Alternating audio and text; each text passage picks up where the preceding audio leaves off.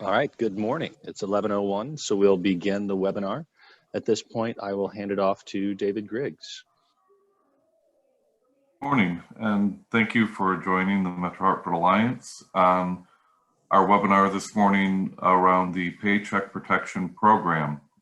We have brought together today a few panelists who have as much experience as anybody in managing this program. Would like to offer a disclaimer as we move forward. The Metro Hartford Alliance is not an agent or representative for the purpose of completing your application.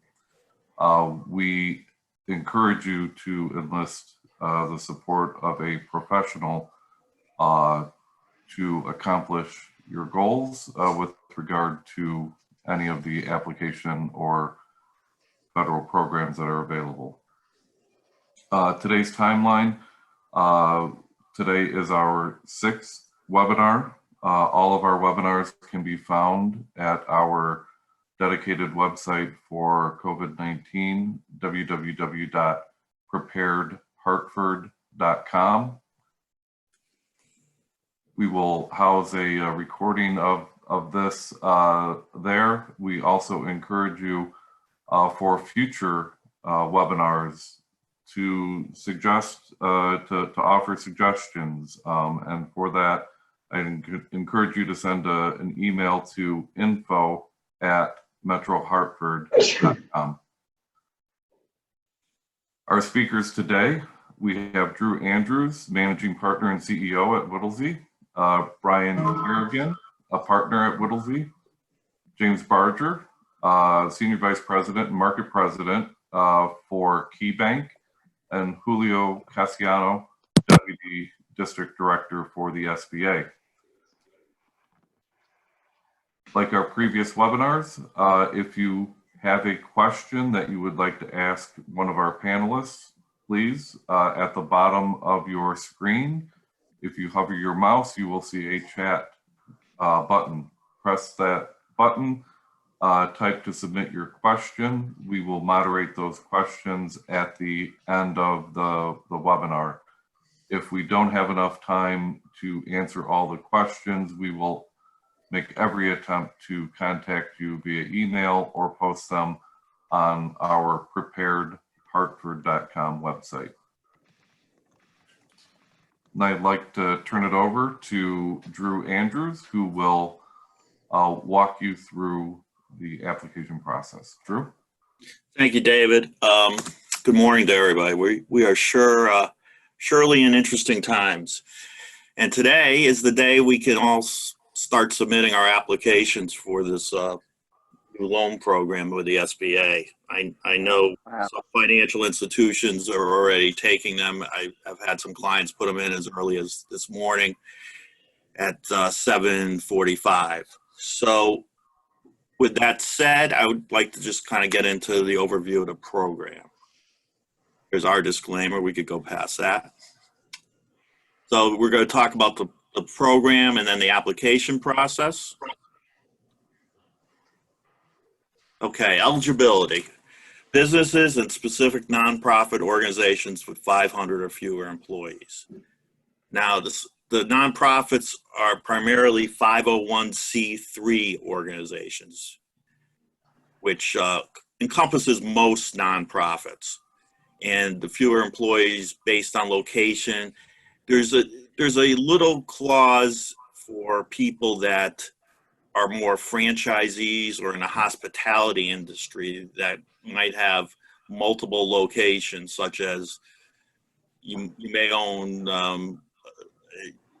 a restaurant with a franchise restaurant and have 30 locations, and you could have more than 500 employees. Then it goes based on location.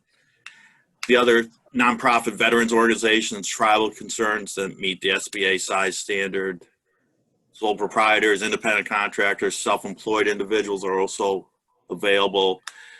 And one key is you must have been in operation as of February 15th of this year, both for individuals and business and organizations. So the question of how much can I borrow? For most people, it will be 2.5 times average total monthly payroll costs for 2019, not to exceed $10 million. Those are most people that were in business that are not seasonal businesses and that have been in business were in business last year. So if you weren't operational in 2019, it's 2.5 times monthly payroll costs incurred for the first 2 months of 2020, not to exceed 10 million. And then if you're a seasonal employer, it's 2.5 times average total monthly payroll costs for the 12-week period beginning February 15th or March 1, decided by yourself, and ending June 30, not to exceed 10 million. The loan terms are, the covered loan is from February 15th, 2020 to June 30, 2020. The interest rate will be 1% and the maturity will be 2 years. If this is all, we'll get into the forgiveness first after this, but this is for loans that aren't forgiven. No fees, no prepayment penalty for any payment made on the loan before the end of the year, and all lenders are going to offer the same terms. So the usage, it's for payroll primarily. This is the main reason that they're pushing this out. So the main reason comes back to keeping people at the same salary levels as they were before we hit the pandemic. So it's for employee salaries, commissions, paid sick or medical leave, group health insurance, just wait sometimes. mortgage payments, rent, utilities, and interest on any other debt obligation incurred before the covered period. On the mortgage payments, it's only related to interest on the mortgage. So for the loan to be forgiven, at least 75% of the loan must be used for payroll costs.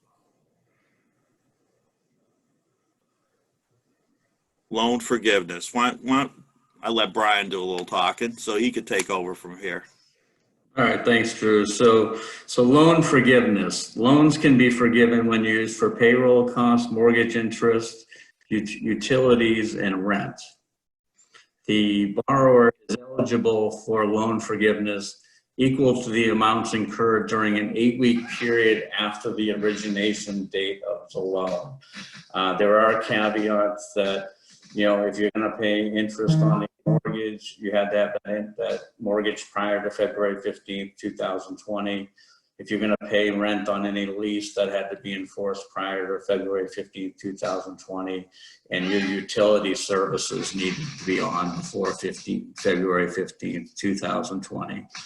It's important, some of our clients have laid off or furloughed workers, in response to the pandemic, but borrowers who rehire workers who were previously laid off will not be penalized by having a reduced payroll. So you're welcome to bring your employees back. And the intent of the statute is really to bring those employees back and use the funds to cover your payroll and get forgiveness. So the amounts forgiven are treated as cancellation of indebtedness by the lender. The amounts forgiven will be paid by the SBA to the lender to make the lender whole. For tax purposes, the loan forgiveness is excluded from gross income. Loan forgiveness, continued, the amount of loan forgiveness shall be reduced by dividing the average number of full-time equivalent employees per month during the covered period by the average number of full-time equivalent employees for either the period beginning on February 15th, 2019 and ending on June 30th, 2019, or based on the full-time equivalent employees beginning on January 1st, 2020 and ending on February 29th, 2020. Really, the goal of this provision is really for you to effectively retain your employees at the same level as you did in the prior year. If you reduce salaries and wages by more than 25%, you can lose some of your forgiveness. Seeking loan forgiveness, they need to submit documentation of the amount of full-time equivalents that they have. They're going to need to support their payroll with payroll tax filings. They'll have to file state payroll type returns.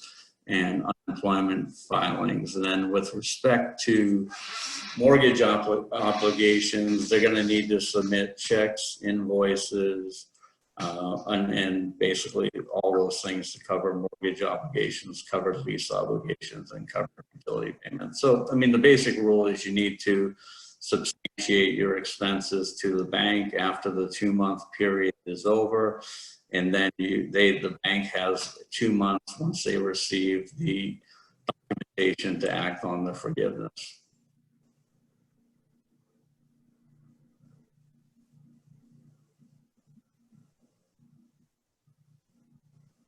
Next slide, please.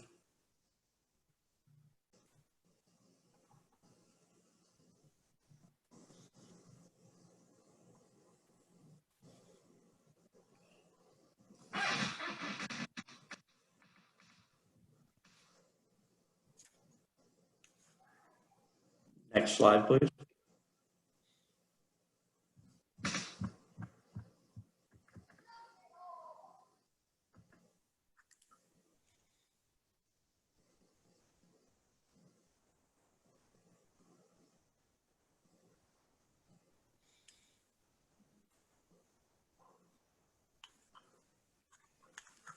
Brian, do we still have you? Yeah, are we having a problem with the slides? I had some sort of technical issue. I apologize for that. Okay, no problem. I didn't know if it was just me not seeing it. No, I couldn't hear you toward the end of that last bullet point. Oh, okay, so let me just reiterate. So you basically, if you're seeking forgiveness, you got to submit documentation to support the covered expenses. That can include payroll tax filings, state payroll filings, unemployment insurance filings, and documentation including canceled checks and invoices for payments on mortgages, leases, or utility payments. The application. So today, so for April, you basically, for most of our businesses, they can file between April 3rd, 2020 today and June 30th of 2020 to get the loan. There is a special provision for independent contractors and self-employed that they effectively have to wait till April 10th to apply. You know, as you know, we are encouraging you to apply promptly. Don't wait. There's no guarantee that there will be enough funding for everybody, so we would surely encourage you to go forward at this point. So your loans are going to be available and approved through your SBA certified lenders. So one of the first questions you're going to ask your bank through this process is, are you SBA certified? Most of the major banks are SBA certified lenders, and a lot of the community banks are as well. The typical loan requirements, trying to figure out whether you can repay the loan, are waived, and you don't have to show that you can't get credit elsewhere. Personal guarantees of owners are not required. Collateral is not required to be posted, and the loans are 100% guaranteed by the SBA, with the SBA paying the processing costs for the loans to the lender. The average monthly payroll calculation. So, you know, we're going to take employee wages, excluding costs over $100,000 on an annualized basis, including paid time off, sick pay, and family medical pay. The employee's principal residence must be within the U.S. Withholding for state and local taxes on employee compensation is going to count. You'll need some documentation regarding the amount of employee health insurance payments that are made, because the employee health insurance payments count in the calculation of average monthly payroll. And you'll also need detail regarding your retirement and funding for 2019. So if we look at the simple calculation, gross wages are $60,000. We're going to add the health insurance expense of $10,000.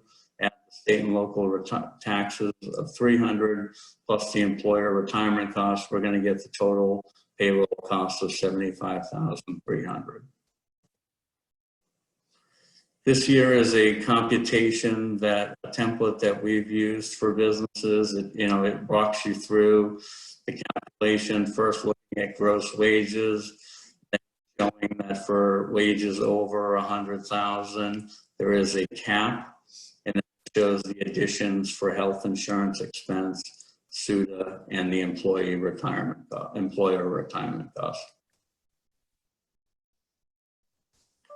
So the loan application information, you're going to need the average monthly payroll for 2019, which we just showed you how to compute. You're going to need the number of employees in your business or organization. There's these specific uses for the loan money. And you also need to show the list of owners who hold at least a 20% ownership stake in the company. Payroll documentation, payroll processing records, payroll tax filings or Form 1099, income and expenses for a sole proprietorship. If you don't have the documentation, you've got to provide other documentation such as bank records that demonstrate the qualifying payroll amount. Here is a copy of the loan application. You may have seen a different loan application earlier in the week. The SBA made this change last night. So this is the current application that you need to submit to your banks.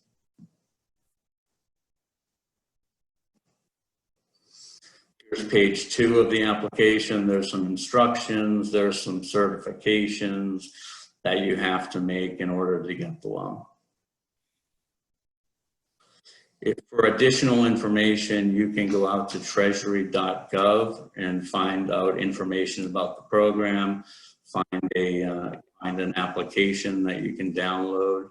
One of the things that I would strongly encourage everybody to do is to talk to your banks and understand how they're accepting applications and how they're accepting supporting documentation.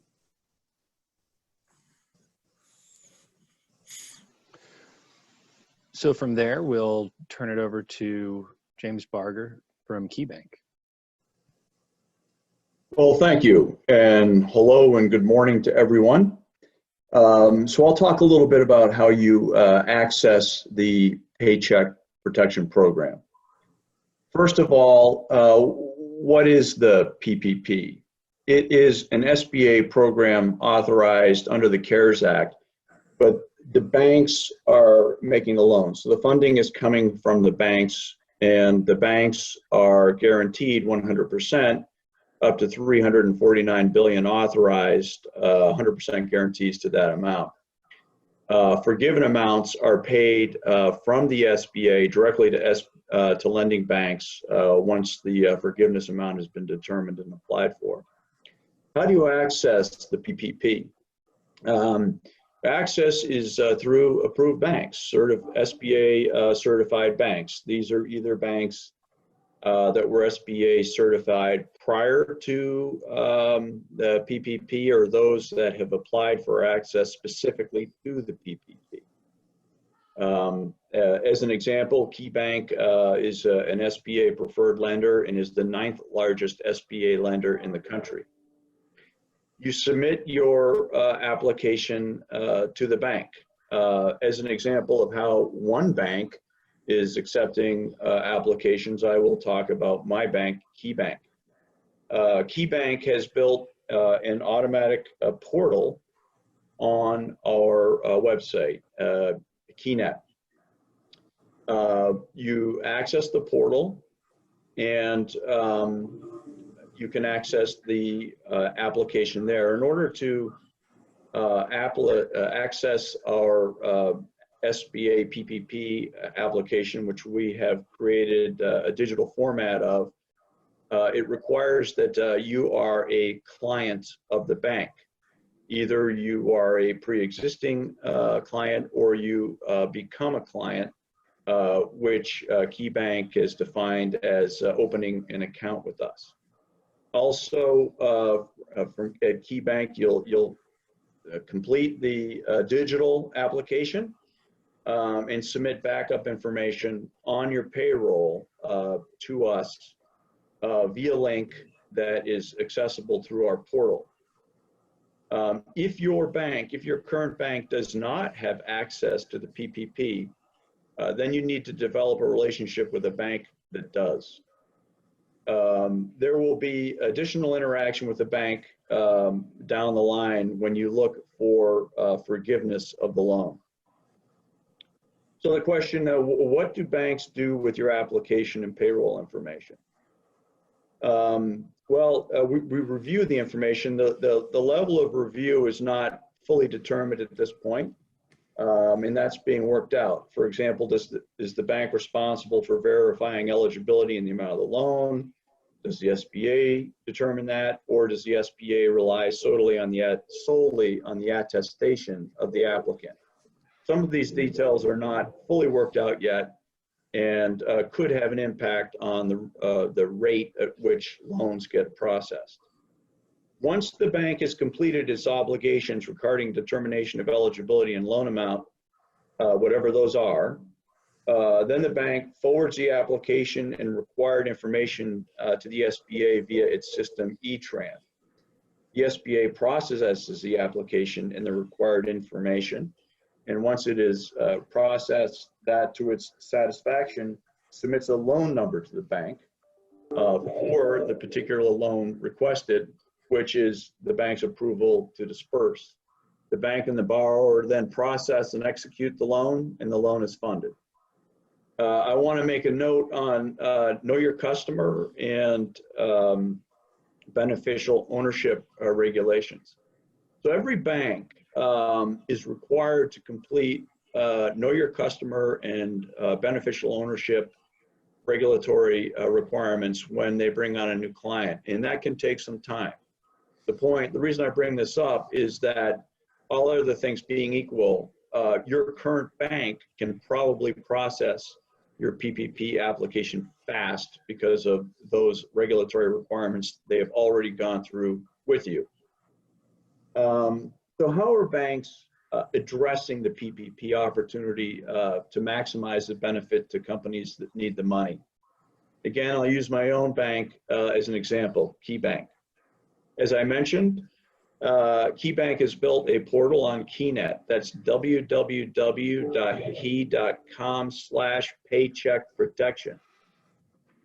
We have built actually it's not completely built yet. The final SBA application came out late last night, and KeyBank is in the process of converting that into digital form, and it is anticipated that that will be complete and be able to be filled in by our customers over the weekend.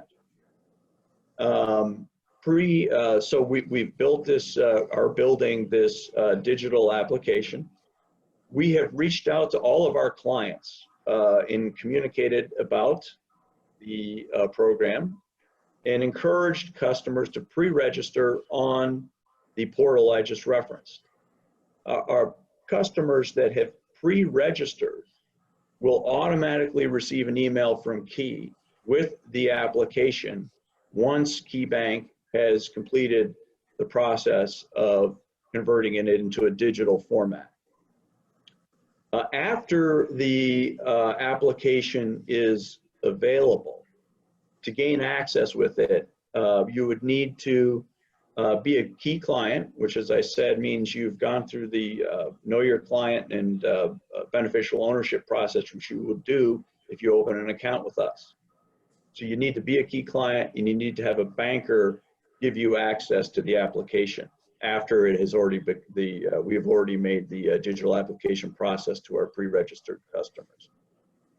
So a note on timing. The timing for application to funding is still uncertain. No one can be sure of that. 349 billion is about 15 times the normal annual SBA volume, so high volume. As an example, KeyBank has received tens of thousands of pre-registrations on our portal already. And timing is also affected because not all of the roles and responsibilities of the participants in the process, the applicants, the banks, and the SBA have been finalized. And finally, of course, the process is untested yet. It's a testament to the banks and the SBA and all the people involved that it's gotten this far this quickly. And finally, in any case, I want to state that the SBA and the banks, we are doing the best we can to expedite funding under the PPP to ensure that small businesses, they get the money as quickly as they can during this time of need. Thank you. Great, thank you very much. At this point, I am unmuting our participants from the SBA, Bill Tierney and Julio Casiano. Good morning. Okay, I just unmuted myself.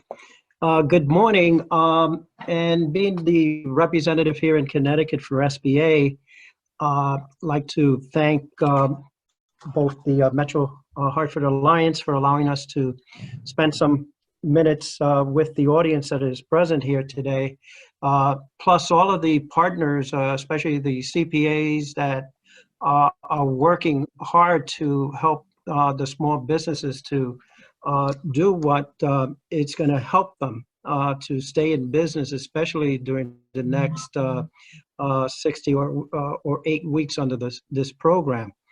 And again, some of the presentation is fantastic. It's right on. If I had to go and talk about the various levels that this program entices, I'd like to commend both the speakers that did that presentation earlier from Whittlesey. That is exactly what this program is all about, and it was intended by Congress. We basically in Connecticut were one of the first to launch the economic injury disaster loans back in the middle of the month on March 15, when the governor and the administration for SBA signed the disaster agreement, which basically put into motion what you're seeing partially today. Since then, all 50 states are now part of this national effort through SBA to ramp up and provide this badly needed capital that everyone right now, especially the businesses, are looking for.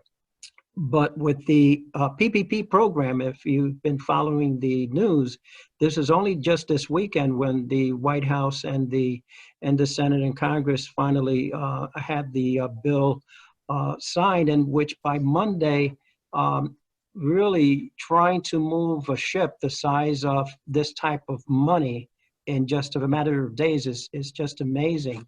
And to see that right now we do have the banks that are in the state of Connecticut, mostly all of the federal chartered banks, savings institutions, and credit unions will have or are able to participate in this loan process. I know that some of them at this moment are not, for various reasons. Some of them were not in the program and now are trying to get into the program. Some of the banks or credit unions or savings institutions are in the program but had not used any of the services of SBA in a number of months, and so they've been locked out, and so we've been trying to get them back on. That's one of the first priorities we're right now, both Bill and I have been dealing with, is working with a lot of the smaller banks in the state that need to get into the system to be able to take your information and start processing it. So we've been asking all of the banks and lenders to bear with us, because from my understanding on a national level, it's into the thousands, the number of banks that are now trying to get onto the system to have access to the portal that would allow these applications to go through. And since this was kicked off on a hard date, basically today is the date that was announced by the U.S. Treasurer, the Secretary Mnuchin, and also our administrator. It's amazing that as you've been hearing, some of the applications have been already in the process or in the queue, and my understanding, some of the banks already began to process this. So in the next couple of days, this will just kind of compound itself. It'll be increasing in the number of banks that are participating. Down the road, my understanding, non-bank lenders are being included in this, but as it stands right now, the ones we're working with are the lenders that are on our system and those that are trying to get back into the system. And then down the road, the fintechs, as I've been told, will eventually be also asked to participate. So there's going to be a lot of avenues for small businesses to reach out. But again, this is the first day, and since this morning, we have been getting calls and that my bank does not participate in this program. So these are the calls we're getting right now. My bank wants me to have a loan or a line of credit in order for them to actively work with me. So we're taking all this information and we're providing this to headquarters as to what's our next move with a lot of what's happening out there, because I'm certain all these banks, most of them are just waking up to the forms that were just presented. This was downloaded through the U.S. Treasury last night. Prior today, there were just samples or drafts that were floating around, but the official Federal Register announcement was, and I recall up to maybe 11 o'clock at night, I didn't see it, and then around 1 in the morning, I got up and there it was. So the Federal Register, which is a document that is prepared by both SBA and U.S. Treasury, exactly breaking out the rules of engagement under this program, technically was announced in the last couple of hours in the AM morning. And so there are a lot of lenders that are out there right now basically trying to review and go, paragraph by paragraph. The SBA and the Treasury have tried to make this a two-page process. For the lender, it's a two-page process. For the borrower, is a one-page process. They do have, there are a number of attachments in terms of them certifying certain things, but the basic crux of the application is the front page in terms of putting in the information that's required. So the goal of Congress was to basically make this as seamless as possible, and that's what we're trying to do. But being that today's the hard date that this started, and as you could listen to, in terms of what James Berger over at Key Bank indicated, the flood of applications that are coming through the network because today's the start of the program. So some banks might not be ready until maybe Monday, the earliest. But as we get through this, hopefully in the next couple of days, the majority of the banks would be up and running. Some of them, basically what's happening also is that the banks, as I said earlier, are not on or don't have the ability to get into our network. And so that's what we're trying to work with right now on a national basis, because it's not only just Connecticut. So these are the short-term issues that we're facing within the agency in terms of trying to do this. Now, just to let you know the broad stroke, the PPP is not the only program that SBA has right now running under our disaster declaration. There are almost like 5 programs running concurrently, and PPP is just only one of them. 2 weeks ago, we launched what was called the original program, was the Economic Injury Disaster Loan. That was more of a paper loan process. You had to go to our website. You had to pull originally it was internet-based, where you actually went in and filled in the information, and at the end you were given a registration number. So many applications went through that the system couldn't handle it. So we moved on to doing a paper format, which was the same thing, except that rather than filling it online, you would have been filling in the information, you would be downloading the paperwork and then uploading it up. That is still in the network within SBA. Then we also launched the $10,000 advance loan, which you could apply immediately for, which would be immediate money that would be allocated to you within 3 to 5 business days. And that program is up and running also within the SBA network under sba.gov/disaster. That's sba.gov/disaster. So you have access to that. Bill could also talk a little bit about the Express Loan Program that's also been forwarded to the banks in terms of banks being able to provide you with immediate cash under the SBA Express program. Bill, can you talk a little bit about that program? Yes, there's a $25,000 bridge loans program which SBA participating lenders can extend to their customers, which actually this covers the payroll costs. Again, it's just a bridge loan which can be taken out, and they could be up to 7 years. And then, as far as I know, they can be refinanced in the PPP loans, as well as the economic injury disaster loans as well. One of our Julio was talking about earlier that certain borrowers are having trouble finding a lender that would participate in the program. We have actually an active link on our webpage, sba.gov/CT for Connecticut. Just scroll down and look on your left. You'll see a list of participating banks in the state of Connecticut, which has the contact at that particular lending institution, and those that are participating that we know of are on that list. You can also go to the list, which is on the Treasury website, and that will take you there as well. So right now, as we're living in terms of, history with what's happening, this is also changing. And so as we move into the coming days, if anything changes in any of these programs, I will definitely reach out to the Metro Hartford Alliance, who could pass the information on. But we're trying to stay close to the community. We're, whatever feedback we're given, I generally just pass it on to our headquarters, because that's really where the think tank is in Washington in terms of any issues that are happening in the local level. We're very close with the congressionals, the senators here in the state, because we're in constant contact with them daily, because they're looking for feedback. But in general, we have been moving in our existing program, which was launched just a couple of days ago. We have over $31 million in approvals. So it is working. It's just a matter of time of trying to get that program by itself takes about 16 to 21 days in getting the approval. And so we've been getting calls on that. But I imagine for those that started a couple of days ago, the process there is about 15 to 21 days. And on the advance, my understanding is that program provides the funding directly to the borrower through their bank account within 3 to 5 business days from the date that they had applied.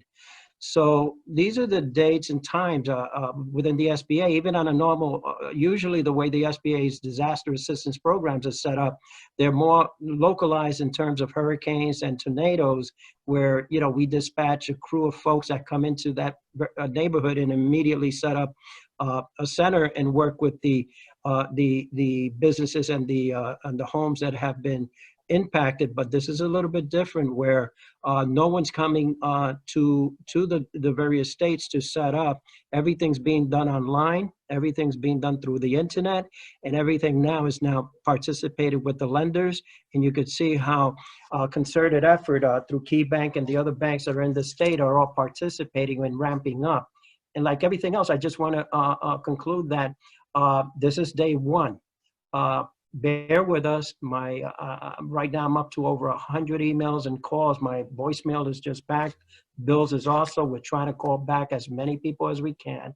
So understand this is day one under this program, and hopefully in the next couple of days, the improvement in the environment would achieve what the end goal is, to get this money out as quickly as possible. Thank you. One other thing that our guest didn't mention when he was talking about the parameters of the program, there is a 6-month built-in principal and interest deferment, but the interest still does accrue on these loans. And ultimately, depending on the need, it can be extended. The P&I deferment can be extended up to a year. Again, interest would still accrue. Bill, can you also elaborate a little on those borrowers that do have an existing 7A loan with a bank? Those loans can be automatically deferred up to 6 months. If they're sold on the secondary market, they can be deferred as well, and that would be up to the lender and the certified development company working together in tandem. What would happen is the CDC would actually notify the fiscal transfer agent, and that would be the mechanism in which the repayment would be made. Great. Thank you very much. So at this point, we're going to move to answering all of the questions that have been asked, and we will try to get through everything that went into the chat window. In addition, we had some questions that were asked by email. I'm going to kick off with a few of those that are similar to what was asked in the chat window. One being for small business owners. These are LLCs or sole proprietors. Is an owner who takes cash distributions, not expense to the business, included in PPP? So are those people with one owner or two members that are getting the cash distributions, is that going to count as payroll? Brian, you want to answer?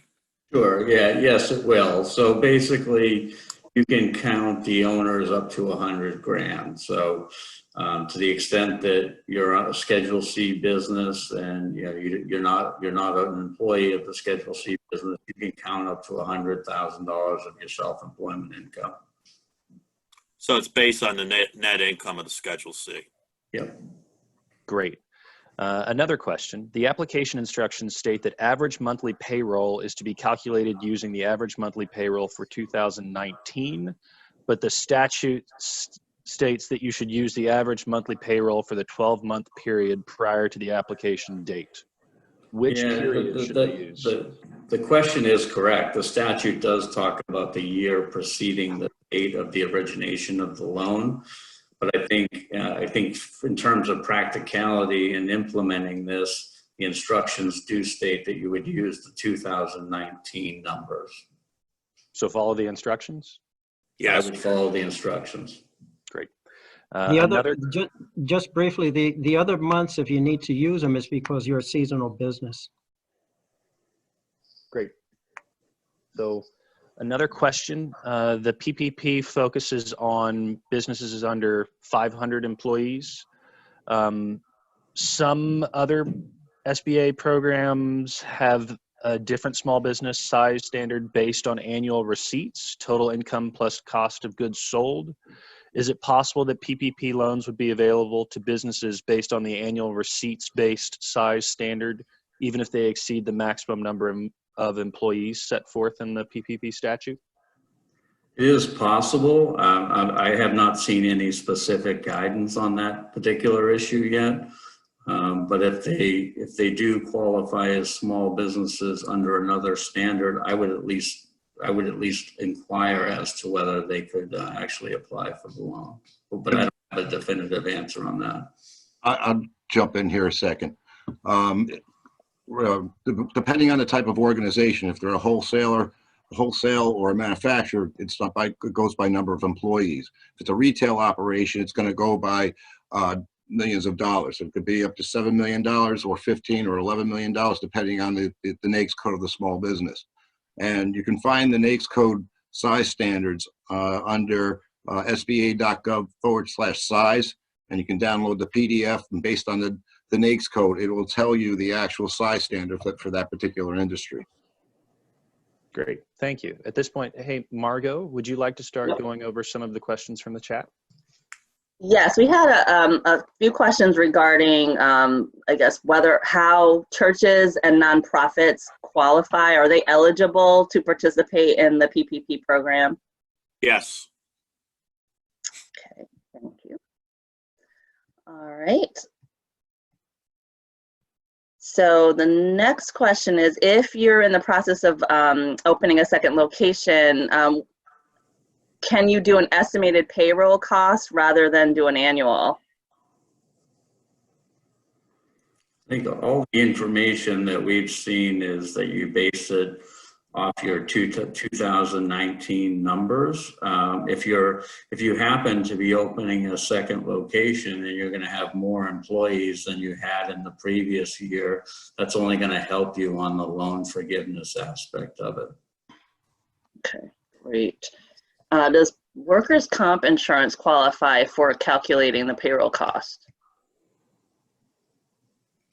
Yeah, I do not believe so. It's actually not listed in the statute. State unemployment does, though. Yeah.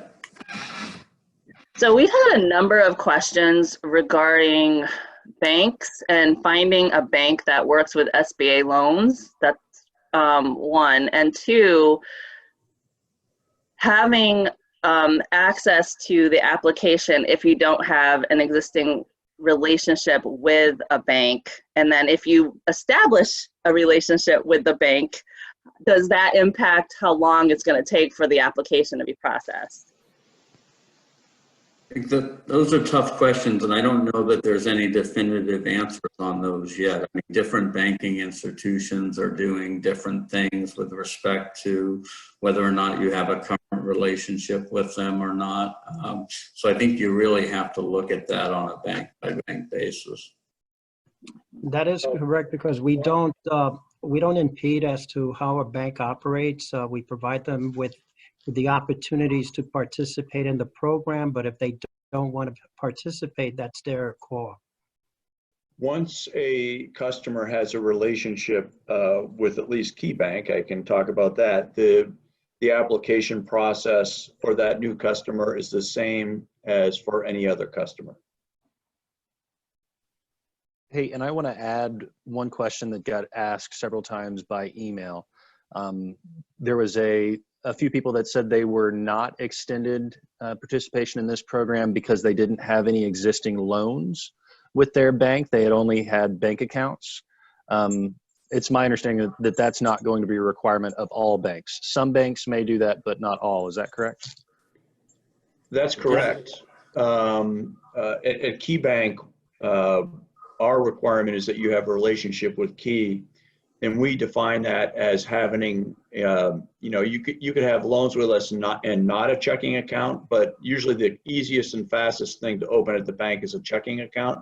So we just require that you have a deposit account at Key to have a relationship, in which case we would process your application to the PPP. Thanks. What's next, Margot? Okay, so we have a question from Alan. Can you please review how the PPP funds can be used for rent, mortgage, etc., only if one reduces one's payroll by up to 24%? Well, the loan program calls for you to get 2.5 times your payroll costs.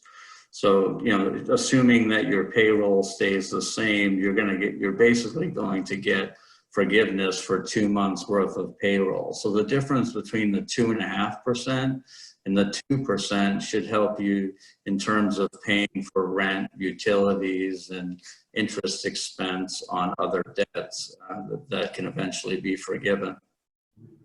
Okay, great. We've had a couple of questions also about independent contractors or part-time workers.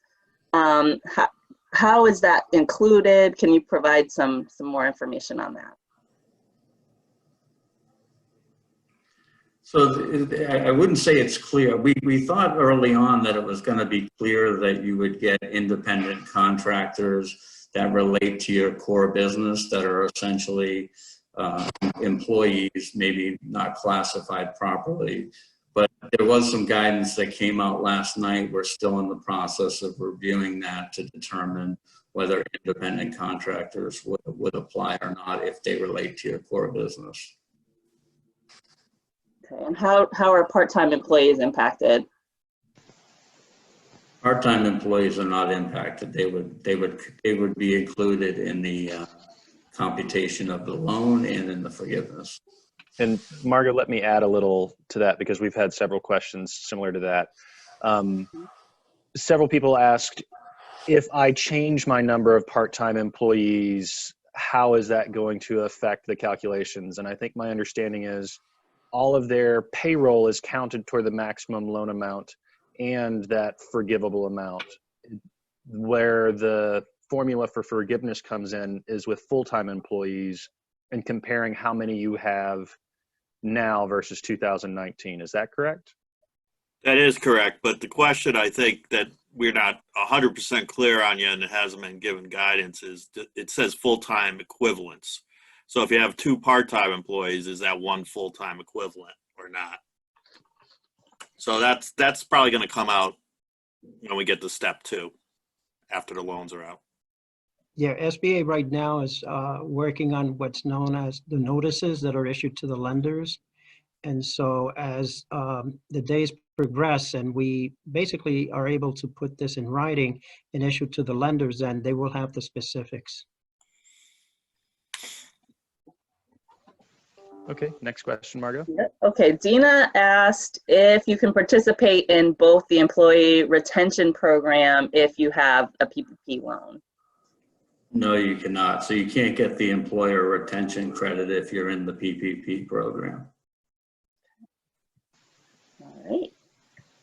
Next question is, we have FTEs, full-time equivalent employees, as of December 31st, who resigned in January and February, and they're wondering if that impacts headcount regarding the forgiveness.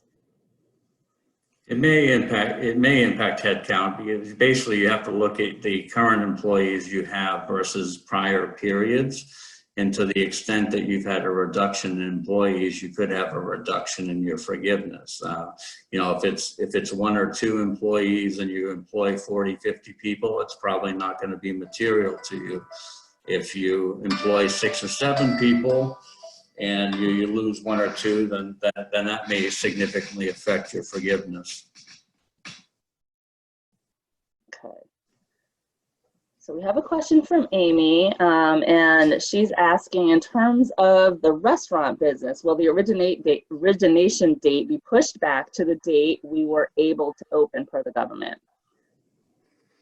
We are able to, open. Mm-hmm. The origination date will be the date that the loan is issued, so that's not going to get pushed back. But once you are able to secure the loan, I think the incentive is to bring your employees back, even though your restaurant may not be open. I think the incentive is bring them back and pay them and bridge the time between now being closed and hopefully being back open in a couple months. Okay. I'm scrolling through. Margaret, let me jump in and ask one. Yep. Question, would Go a good ahead. suggestion be to keep these funds in a separate account so it can be easily reconciled, opening another check account with the bank who the business is submitting an application? I have not heard that there's going to be specific tracing of funds. I think the statute reads that if you spend the funds on payroll, rent, utilities, mortgage interest, that it's going to be forgiven. I have not seen any specific tracing rules that would require you to have a separate checking account for these expenses. Right, that is correct. You just have to provide evidence after the 8th week of what exactly you spent, and you would be providing that to the bank. The bank will have to reconcile that information with what you had applied for.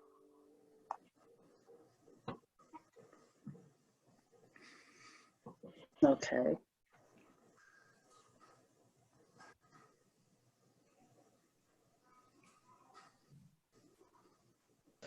There's a question. I have 2 employees that make more than $100,000 a year. Do they receive a lower pay? No, they're just, for the counting towards this, their pay is capped at $100,000 for what this can count in the formula. That's correct. Okay, so I have another question regarding rent. So for the restriction on rent, it says it must be in effect before February 15th, 2020. Does that exclude rent payments that have been contracted for more than a year but are deferred until May 2020? I'm not sure I know the answer to that question. I think the statute is fairly clear that the lease has to be in place as before February 15th of 2020. What I can't tell from the question is whether they prepaid rent, and some of that would be expensed for accounting purposes during the covered period. I don't know that you'd be able to do that, because I think the statute talks about payments, covered payments. I don't think it has an allocation based on GAAP accounting principles. I would just add on rent too, that it encompasses lease payments for equipment. So that may not just rent of a facility. It's something I don't think some people might miss on that.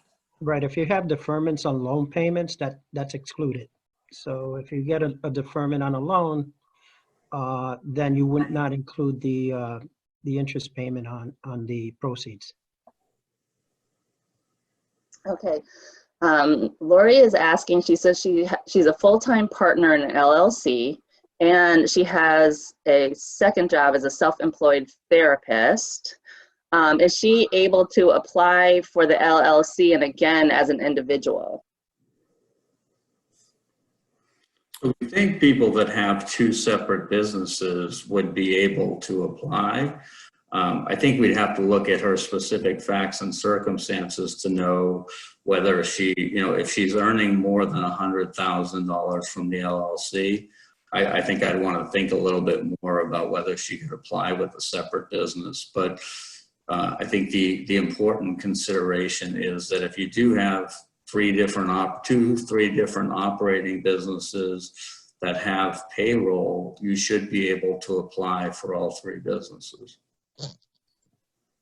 I guess the question would be if she doesn't have employees in either of those businesses, she would probably just be able to do it once and probably try to hit the max at 100. Great. Hey, I'm going to jump in with one quick question. Can new employees be hired and paid using PPP? Yes. Yes. Great. All right, great. So we had another question. So what about a partner in a recently organized and established LLC, starting up serving small businesses, but they don't actually have employees beyond the two partners, but their market's been wiped out for the time being. Would someone in this position be eligible for PPP? I guess what I don't know is, whether they had any, whether they have just been established, which it sounds like they have. I'm not sure that this would be the right program for them, the PPP, if they don't have any historical earnings, but I think maybe Julio can talk to it a little bit. There may be some opportunity under the economic injury disaster loan provisions. Yeah, that's true, because there you could submit additional information, cash flow projections, and since that's all documentation, that's a little bit more of a lengthier loan process with paperwork. And so with it, you could actually, if you're a startup, you can apply through the economic injury disaster loan process, which is on our website, sba.gov. All right, great. So Jeff is asking, how do you move current employees who are collecting unemployment from unemployment once you're using the PPP forgiveness program? So under the statute, you have the right to bring them back. I mean, the question of the process for doing it may depend on whether you did a furlough or a layoff, but you certainly have the right under the program to bring them back to work.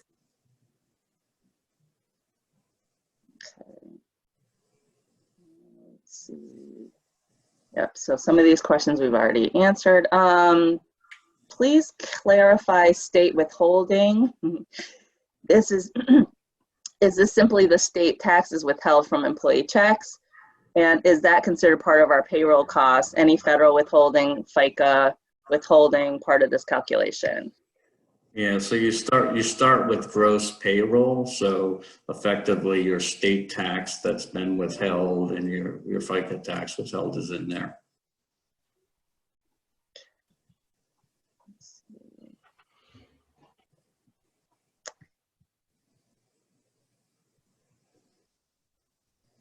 All right, so there's someone who has an out-of-state bank that's actually located in Connecticut, and so I guess they're wondering if they'd be able to, if their bank being out of state, if they would still be able to help Connecticut customers. If it's based out of state. Mm-hmm. Julio, do you want to take that one? I'm sorry, what was the question again? The question is, and I'm just reading it now, it says, my bank contact is listed in Rhode Island, although it's a Connecticut bank. Will that contact be able to help Connecticut customers? Yes, some of the SBA lenders are multi-state. So we have lenders that have offices, banks that have offices in Connecticut, but the SBA lender might be housed in another state. I will reach out to that particular lender, and that lender, if he has a counterpart in Connecticut, they will provide the information. Bill had indicated earlier that on our website are the Connecticut lenders that are in the program. It's at sba.gov/CT. And, at KeyBank, we have clients all over the country, and we are able to process their applications for the PPP. So I'm going to note that it's 12 o'clock. I know that we have, I think, 53 additional questions, so we're not going to get through all of them, but if our panelists can stay around for another 5 minutes, we'll try to do some more. Sure. No problem. Go ahead, Margo. All right, great. I am scrolling through because we definitely have quite a few. Bear with me while I scroll. As she scrolls, I've seen one come up for nonprofits when it asks about ownership. How do you recommend them filling that out? I think that's going to be not applicable because they truly don't have any owners. Right, there are no guarantors and the loan is not secured, so they would just fill out the information, and if there are any questions or any information that the bank needs, then they would just be attached. Okay, so one question I have is, do the amounts paid to the business owners of an LLC who receive their income report via Form K-1 rather than a W-2, can they also apply, excuse me, let me just read it again. Do the amounts paid to business owners of an LLC who receive their income report via Form K-1 rather than a W-2 also apply in the calculation of the average monthly payroll? Yes, it can. So partners in a partnership are typically paid with guaranteed payments. That's a payment for services or an allocation of self-employment income on their K-1. So in either of those cases, they could use that to figure in their total payroll costs. Great. Okay. Go ahead. I'm seeing a question from a restaurant owner. For businesses like restaurants that are currently closed, how should they handle this? Do they have to wait until they reopen to start using the funds, or will they be forced to use the funds to pay employees while they can't get them to work yet? So they will have to use the funds within the 8-week period of the date of the origination of the loan. So there is a possibility that you could take the loan and effectively have the restaurant still be shut down and effectively paying employees for not working. I think the way we've tried to look at it with our clients is that eventually that restaurant is going to open again, and hopefully sooner rather than later. And we think it's a pretty good HR position to take to say, okay, these funds are available to us. We're going to go out and get them, and we're going to give you your full-time pay over the next 2 months, even though the restaurant's not open, because we want to take care of you and we want to bring you back once the restaurant is reopened again. Also, those funds might not be there 4 or 5 weeks from now. Right. That's correct. Okay, we have a question from Steve. I'm a president and sole owner of an S corporation as of February 28th, 2020. I have a new lease as of that date with the building owner. The corporation has had a lease with said owner for 38 plus years. Where does this fall with the 2/15/2020 lease requirement? Yeah, I'm not sure. That would be one that I have to go back and look at, because I think the statute is fairly clear that these leases, these utilities need to be in service as of 2/15/20. So unfortunately, I think if you want to take that question down at the Metro Hartford Alliance, we can certainly we can get back with a response on that one. And some of this may come out with more rulings that, like last night that came out, that provide a little more definition around some of the terms. Okay, so for a nonprofit, they're asking if an individual's personal rent expense qualifies as a forgivable expense. The individual, if the nonprofit had rent, it would qualify, not an individual's rent.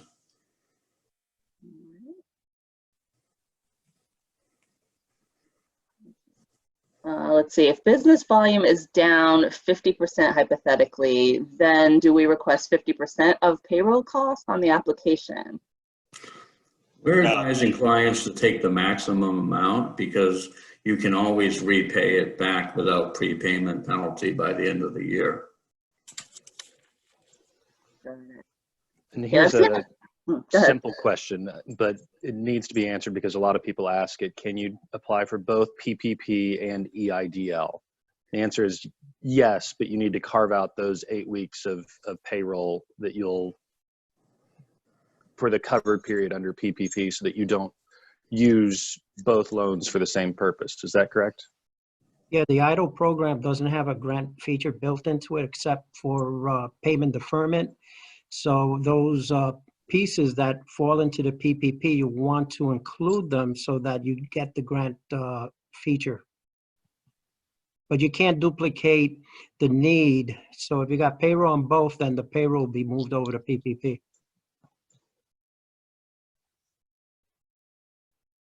Okay, so we have a question. Kimberly is asking, it's like, so do we pay out 40 hours each week? What if there's less work?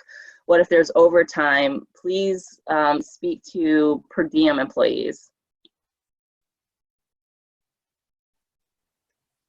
Well, in terms of I think the work question we've sort of answered. I mean, if there's not 40 hours of work for your employees, I think the incentive under the statute is still to bring them back and pay them hours a week. Your per diem employees, I'm assuming for purposes of the question that you're treating them as employees. And it would seem to me that they would count towards the total payroll costs with respect to the loan and with the forgiveness aspect of it. Okay, I'm gonna throw out one last question, and I'll, Margot, find one other great one, and then we'll close this because I don't want to take our panelists, take more of their time. I know everybody's busy right now. One is, any recommendations about what to do with contracted employees if the business doesn't know if that will be forgiven?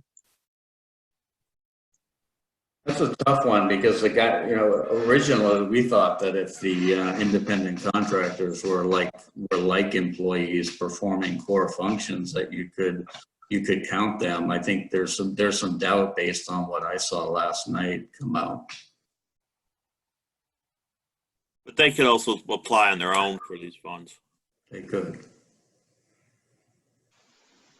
Okay, I'll ask the last question that we received. They're asking if someone can please answer a question, I guess, about independent hairdressers and payroll documentation. How would you direct them? I don't have any hairdresser clients, so I'm not sure. I'm guessing that they're independent contractors. So essentially, they're filing a Schedule C and paying self-employment income tax, so they could potentially file on their own. They most likely are not covered by the payroll of the hair salon. Great. So with that, we're going to close out today. I want to thank all of our panelists. I know that you're all very busy and overwhelmed with questions right now. I appreciate you taking time out of your day. For anyone listening, this video will be posted at preparedhartford.com. We'll also go through the questions that we weren't able to answer and make sure to get those questions posted on preparedhartford.com as well. Thank you very much, and especially thank you very much to our panelists. Everyone have a good day. Stay safe. Thank you.